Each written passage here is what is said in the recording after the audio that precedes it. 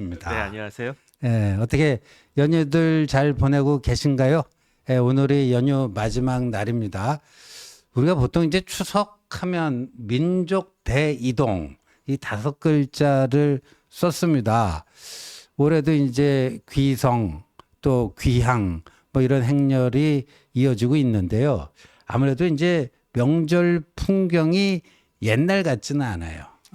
좀 완전히 달라진 것 같아요. 어떻게 달라졌다고 생각하십니까? 일단은 여행 가는 사람들이 되게 많아진 그렇죠. 것 같고, 그 다음에 역귀향도 많아진 것 같고, 음. 그 다음에 이제 옛날처럼 지방에 계신 분들보다는 수도권에 계신 분들이 많기 때문에 그렇게 이동 자체가 많은 것 같지는 않은데, 그래도 차가 꽤 뭐 밀리기는 하는 모양이다. 일단은 그 생각은 들고요. 네. 어쨌든 무사히 잘들 다 그 돌아오셨으면 귀향하셔야 될 것이다. 이런 생각 듭니다. 그래서 요새는 또 저기 요번 연휴 기간에 네네. 해외에 출국한 그 인원이 뭐 역대 최대다 뭐 그런 뭐 그런 얘기도 나오고 네네. 또 연휴를 이렇게 또 해외 여행으로 많이 또 활용하시는 분들도 갈수록 좀 늘어나는 것 같습니다. 그래서 이 추석이나 또 설날 연휴가 좀 과거하고는 좀 다른 양상이고, 그다음에 우리가 보통 이제 정치권에서 추석 민심 이 굉장히 중요하다고들 얘기했거든요. 네네. 추석 민심 그 굉장히 긴장들 해서 추석 끝나고 나면 추석 민심의 향방이 어떻게 되는지 이랬는데, 왜냐하면 이제 섞이다 보니까 그죠? 이 수도권에 있는 사람들이 고향으로 가고 또 역귀향 해서 뭐 이제 지방에 있는 분들이 수도권에 와서 서로 이제 이야기를 하면서 추석 밥상 위에 뭐 정치권 화제 얘기하면서 정보 교류가 된다. 네네. 뭐 그래서 추석 민심이 정치권에 미치는 영향이 아주 크다. 뭐 이런 얘기들 했는데, 그것도 좀 요새 양상이 좀 달라지는 것 같아요. 네네. 뭐냐면 요새는 이제 이게 워낙 발달돼 있지 않습니까? 이게 온라인으로. 그래서 이 고령층에서도요, 뭐 정치 시사 유튜브 본인들이 좋아하는 거 한두 개씩은 다 고정 구독을 하고 있거든요. 네네. 그러니까 이게 거의 그 정보가 실시간으로 조금만 그 관심을 갖고 이 온라인에 들어오면은 정치 정보 어떻게 보면 너무 많아서 문제예요. 예. 그럴 정도 그게 있고, 그리고 또 요새는 또 재밌는 말이에요.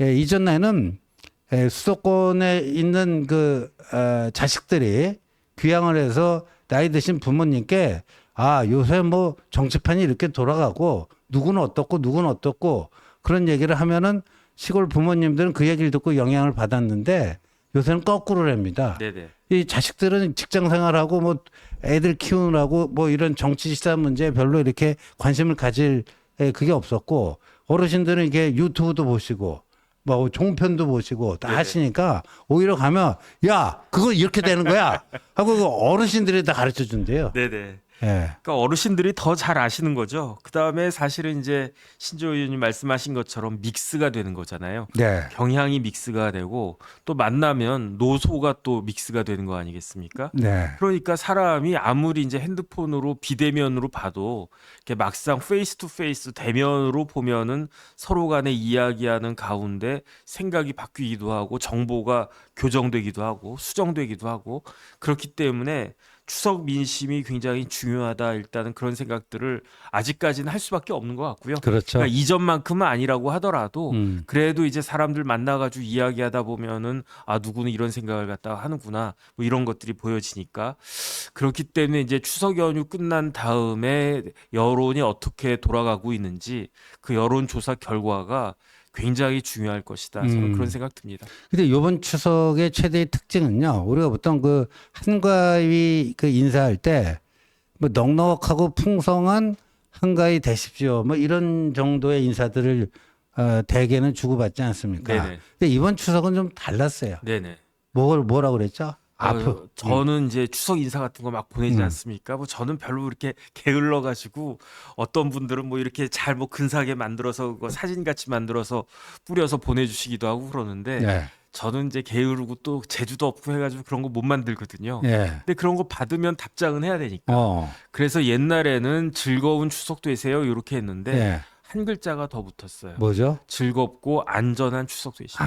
또는 즐겁고 건강한 추석 되십시오. 예. 이런 말이 들어갈 수밖에 없었다. 일단 그런 생각이 들고 음. 그다음에 저부터도 저는 어디 가지 않았거든요. 예. 뭐 저는 저희 집이 본가고 또 아버지 어머니도 이제 연로하시고 해가지고 그래서 어디 멀리 가지는 않았는데 대신에 이제 눈과 귀나 이런 것들은 신경은 곤두서가지고 혹시 이제 의료 관련해가지고 어떤 좀 뭐 문제가 있는 거 아닐까 그런 걱정을 했었는데 보니까 그 고속도로에서 추돌 사고가 조금 있었던 거, 네. 그거 좀 걱정되는 거, 그거 말고는 의료 관련해 가지고 특별하게 문제가 있었던 것 같지는 않아 보여서 네. 정말 정말 다행이다 그 생각 들고요. 네. 그다음에 이제 오늘 밤 내일 새벽까지 또 많은 분들 이동하실 텐데 그때도 조심조심 해가지고 안전하게 운전하시고 또 탈도 나지 않아야 되겠다 그 생각합니다. 예. 그래서 뭐 요번에 추석 인사에서 가장 많이 나온 게 아프지 마세요. 네네. 아프지 맙시다. 아프지 마. 병원 갈 일 없었으면 좋겠다. 뭐 이런 거였는데 이게 이제 세태를 그대로 반영하는 게 아닌가 보여집니다.